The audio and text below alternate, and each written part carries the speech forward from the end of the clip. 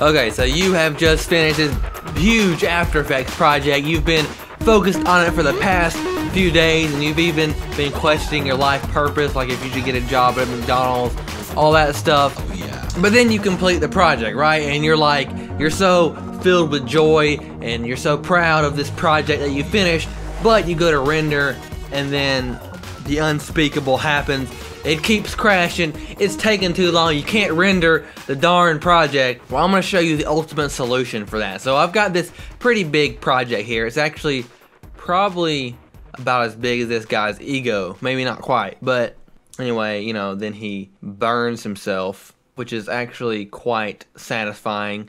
People with big egos kind of embarrass themselves, very satisfying. And so basically the key here is to render out sections at a time, right? So I'll maybe render out this group of layers first, so I can select these layers and then solo them, and then render out this group of layers, and then import what I render and replace it with these layers, right? And so now we've simplified the project by pre-rendering out several of the elements. And not only is this gonna allow it to altogether render much faster, but it'll also reduce the likelihood of the project crashing, right? It does little sections at a time rather than, you know, trying to do it all at once. Okay, so I have these soloed here, and I'll go to Composition, Add to Render Queue. Awesome, here's the composition, and what we want to do is click the bottom left blue link here, the lossless. Let's change the format to QuickTime. This is my favorite video format. And also something really important is you want to go over here to Format Options and choose a video codec. So by default, it'll be on animation, and it's going to be like a huge file. The animation codec is basically zero compression, like full quality. But it's going to be a huge file. So if you just choose one of these codecs here, there will be a little tiny bit of compression, but it'll dramatically reduce the size of your file. So I highly recommend one of these codecs. And also, one of these QuickTime compression codecs will help it render faster, right? That's what we're trying to do, help it render faster, make it easier on our system. So my favorite codecs are H.264 and the PNG codec.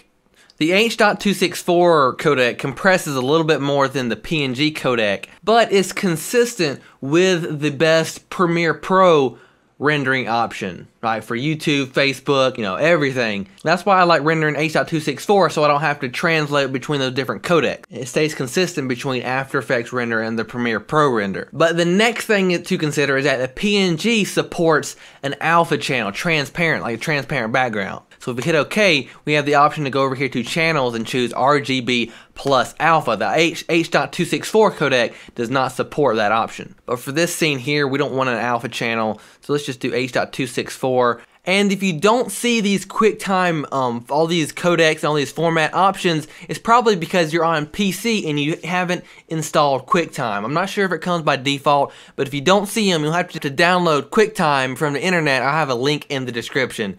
And the quality here is directly proportional to the file size, right? If we do 50% quality, the size of the file is going to be half as large as if we do 100% quality. It's directly proportional. So I'll do 80% quality. I'm going to compress it a little bit, but it'll take down that file size. Let's hit OK. And also another awesome option is to change the post-render action to import, so that after it finishes rendering, we don't have to find the file on our computer and import it. It'll just import automatically through this option right here, import. And so that's basically everything. So I usually don't touch this best settings link. Everything's perfect. And what I want to do, I like to make a pre-renders folder to keep everything organized. And I'll call this pre-render 01. Alright, and that's it. I'll just click the render button. This is going to render out, and it's going to simplify our project.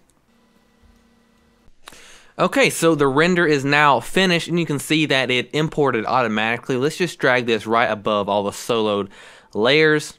Alright, we can turn those layers off, turn the solo off. Alright, so you have two paths you could take at this point, right? So turn on your thinking cap, make sure you understand what I'm about to say. So let's say you're going to render out this group of layers now. You could either render this with the pre-render that you've already rendered out, or you could render it separately. So two options, and there are advantages to each one. Alright, the advantages to rendering it separately is that you won't have to keep rendering this over and over again and keep compressing it more and more, because if you render it again, okay, it has another layer of compression, and then you render it with these layers, and then it has another layer of compression. So if you render this group of layers out separately from the layers you've already rendered, that's one less time that you have to compress this layer. Hopefully that makes sense. But we can't render this new group of layers separate from the group of layers that we've already rendered if within the new group of layers there are different blending modes, right? So we're going to render out these layers together. It's going to turn into a pre-render, and we can only put that pre-render on one blending mode. So if there are different blending modes within this new group of layers that we're going to render, we can't render it separate from the layers we've already pre-rendered. Because if we do render them separate, then we can only use one blending mode when we go to composite the final thing. So let's go ahead and do that composition. Add to render queue. Lossless, change it to QuickTime. We'll choose H.264. Let's hit OK. Hit OK, and then we'll choose pre-render 02. And let's hit render. Alright, so my second pre-render finished. I'll drag this above those layers that we just pre-rendered. And I'll set the blending mode to screen because they're all on the screen blending mode. So I'm allowed to do that, and I'll just trim it up here actually because the layers are only in this section. And basically I'll just solo the adjustment layers here at the top as well. And with all my pre-renders and adjustment layers here at the top soloed, I'm ready to render out the final result. So I'll go to composition, add to render queue. And also what I can do is click the caps lock button, and that's going to disable my preview window. And that's going to help it render faster as well. So it won't have to ram preview for every single frame. That'll improve render times. So just hit the caps lock key on your keyboard, and that'll disable the preview window and just render out like normal. So we will save that, and we'll just go ahead and render out. And this should be pretty easy on our system with all those pre-renders. We have caps lock enabled with those compression codecs. This pretty big project is now rendering like a piece of cake. Warm After Effects cake is in the oven, about to finish. Alright, so I hope you really benefit from these quick After Effects rendering tips. I'll have a link in the description for how to make that fire simulation. It was made completely with After Effects. Link in the description to that. So yeah, I have tons of After Effects, visual effects knowledge on this channel. So be sure to subscribe, and guys, please leave a like on this video before you leave.